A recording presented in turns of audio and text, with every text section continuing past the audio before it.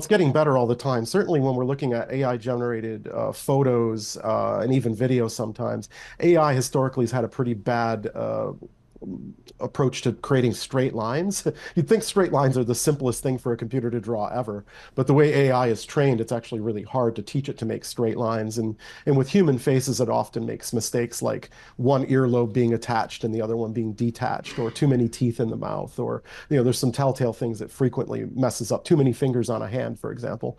But these are all getting better all the time. And in the audio, the things I was listening for there's a crispness to each word in the way that they're separated, and it almost has a bit of a slightly robotic tone when it's trying to inflect emotion that is just feels a little bit off when I'm listening to it, right? When I heard the anchor saying regular words, it sounded pretty plausible, but then if I listened really carefully when she was trying to inflect some emotion, it had a bit of a robotic, unnatural feel to it still.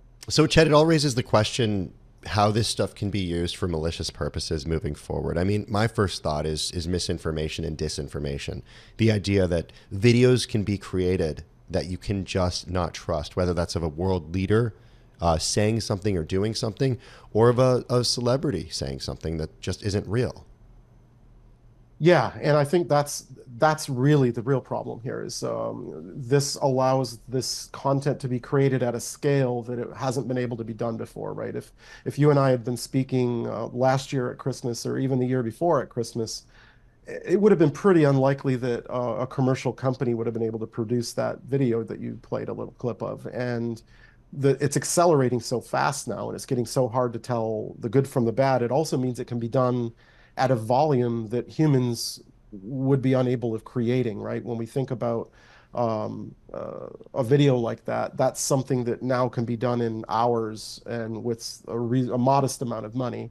Whereas before, it would have required a ridiculous amount of resources to even attempt to generate something that believable. So while it's not something you and I are going to be able to create that newsroom clip tomorrow, maybe if we talk again a year from now, we might be able to do that as individuals. So this is going to be very challenging moving forward because it's not something that's easily to disprove. So I think we need to be working with our media sources toward making sure the real content can be proven to be real as a way of allowing us to more easily discern what's real and what isn't.